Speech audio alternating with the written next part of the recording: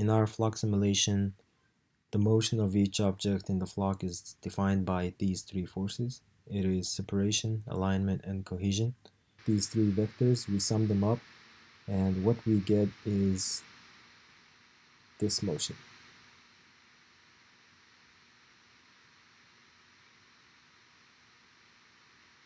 So as you can see, when each object goes out of bounds, it wraps around the screen. This is a demo environment that our simulated photo fish will be swimming in. This map is built using standard access and other free third-party assets combined with our own custom material.